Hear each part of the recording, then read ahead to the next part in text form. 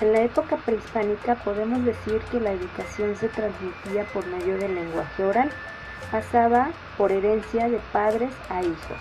Las madres se encargaban de la educación de las mujeres. En el caso de los varones, los padres eran los que hacían esta función. En el caso de las mujeres se les preparaba para que ellas fueran unas buenas esposas. Ellas tenían la obligación de mantener el hogar, mantener el vestido de la familia y la procreación, que era lo más importante. Los antiguos mexicas consideraban que los hijos eran un regalo divino porque mantenían a través de ellos el linaje de su raza. En el caso de los hombres, a los 15 años eran obligados a asistir a la escuela. Existían dos tipos, el Tepochcali y el Calmecac. El Calmecac era la escuela destinada para los nobles, es decir, a ellos se les enseñaban todos los altos oficios. A ellos se les preparaba para ser sacerdotes, para ser altos mandos o jueces, y también se les preparaba en la educación del lenguaje. Ellos aprendían pintura, lenguaje, matemáticas, todo lo que tenía que saber un buen líder. Ellos eran los que iban a liderar a todo el pueblo. En el caso del Tepochcali, eran escuelas a las que asistían los hijos del pueblo y la educación era netamente militarizada. A ellos solamente se les enseñaba el arte de la guerra porque los pueblos prehispánicos eran netamente conquistadores y de eso vivían. Ellos eran los que iban a la guerra y se les sometía a castigos para poder soportar el dolor, ya que de ellos dependía que se siguiera expandiendo el reino.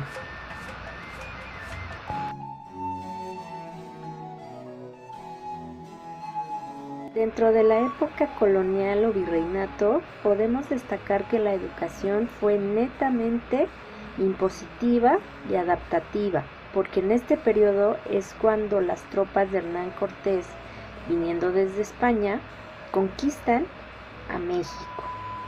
Y en esa conquista, el objetivo principal era la evangelización y la enseñanza del castellano. El objetivo era que tuvieran una educación religiosa, moral y hacer civilizados a los indios, como ellos les denominaban. Se trataba de dar referencia a la educación humanística que se estaba dando en Europa en ese entonces, y para lograr evangelizar a toda la población se recurre a los religiosos. En este caso, la primera compañía que viene es la de Jesús, y ellos son monjes que se dedican a predicar en las calles mediante obras de teatro y la enseñanza oral. Esto con la mayor humanidad posible. Algunos sometían bajo la fuerza a los que eran rebeldes, que no se dejaban dominar. El objetivo era hacerlos sumisos para que se dejaran gobernar, porque pues el poder ya estaba a manos de los conquistadores. Era el principal objetivo de la enseñanza. Las iglesias se comenzaron a construir, bastantes, y el objetivo de estas era fungir como pequeños colegios, eran lugares de acogida. Surgieron orfanatos y aquí se seguía dando esa educación por sexo, las niñas con las niñas, a las cuales las mujeres les seguían enseñando, y a los varones con los varones. Esto siempre fue marcado durante esta época.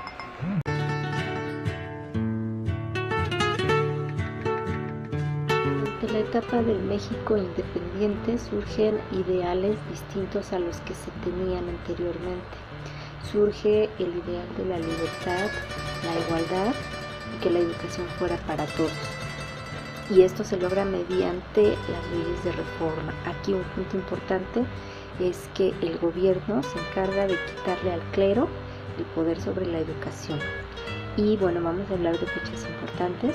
En 1822, para hacer esta propuesta de educación para todos, llegan las escuelas lancasterianas, que el método de enseñanza era mediante el silabeo y que los propios niños o los más destacados enseñaran a los otros.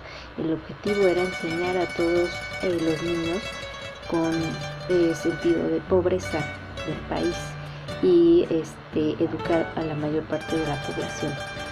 Desafortunadamente, pues este sistema no funcionó muy bien debido a que los castigos también eran muy severos y la deserción escolar era alta, ya que el país estaba prácticamente en quiebra y los niños tenían que apoyar en el gasto familiar. En 1833 surge la primera dirección de instrucción pública. En 1855 se redactan tal cual las leyes de reforma. En 1861 el primer ministro de Educación, Ignacio Ramírez, incluye a las mujeres por primera vez en el ámbito de la educación. Siguiendo con la instrucción en el México independiente, con la llegada de Maximiliano, que también traía ideas liberales, surgen las tareas en casa y la firma de boletas. Gabino Barrera construye la Escuela Nacional Preparatoria y esto hace que se multipliquen las escuelas en México. El objetivo era llegar a la alfabetización de la población, y en este momento todavía los indígenas están fuera de este proceso debido a que no hablan el español.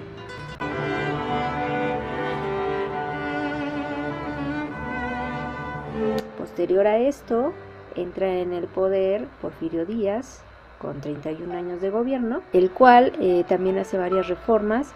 Entre ellas está que él comienza con la Escuela Normal de México en 1871, la primera escuela en la que se dan títulos a los pedagogos y se les da este poder para brindar la enseñanza a las personas. Y otra cosa importante, otro acontecimiento que se da durante el porfiriato es que de 1889 a 1891 se dan los congresos de instrucción pública.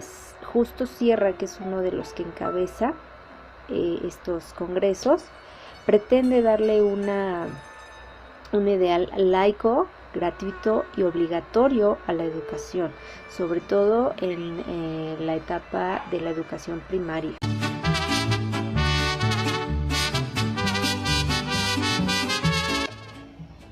Dentro de la época ya revolucionaria, el ideal o el primer punto político que hubo fue derrocar del gobierno a Porfirio Díaz, y esto lo hace Madero. En el ámbito educativo estuvo muy rezagado debido a que el país estaba en guerra internamente, y bueno, lo que se pretendía o el ideal era la reforma agraria para que a los campesinos se les devolvieran sus tierras. Y bueno, en cuanto a la educación, lo único que se pudo lograr fue que hubiera escuelas populares, escuelas dentro del territorio nacional, para que se inyectara un poco más ese espíritu nacional dentro de las personas. Y bueno, que se empezara a implementar también esta parte de la alfabetización que seguía vigente. Otro de los puntos culminantes y que afectó a todo el país, en este caso positivamente, fue la firma de la primera Constitución de los Estados Unidos mexicanos en 1917 por el presidente Venustiano Carranza, quien toma el poder después de Madero. En esta Constitución, el artículo 3 sale a relucir porque ya da ese sentido por ley de que la educación debe de ser laica, obligatoria y gratuita.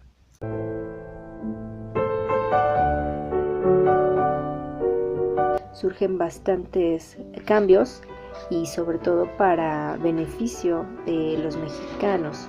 Uno de ellos es que surge la SEP, la Secretaría de Educación Pública, y esta es creada por José Vasconcelos.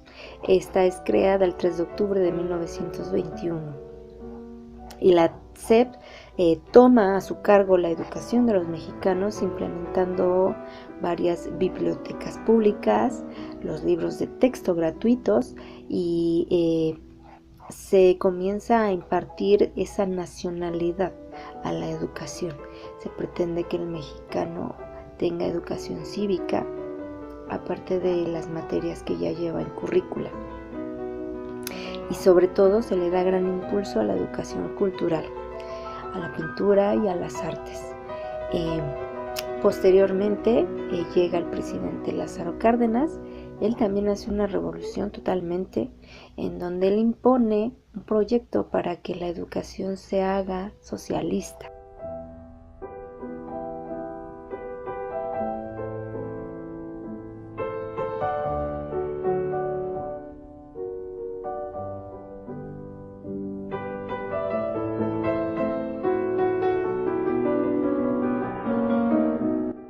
Él es el primer presidente en tratar de incluir la educación indígena para todos, para que todo mexicano tenga ese valor educativo. Se construye el Instituto Politécnico Nacional. Empiezan a surgir diversas escuelas como la Escuela Nacional de Antropología y el Colegio de México. A grandes rasgos, estos fueron algunos de los acontecimientos más importantes en el ámbito educativo y social que ocurrieron en México durante la época prehispánica hasta la posrevolución. Amorcito corazón, yo tengo tentación de un beso que se prenda en el calor de nuestro gran amor.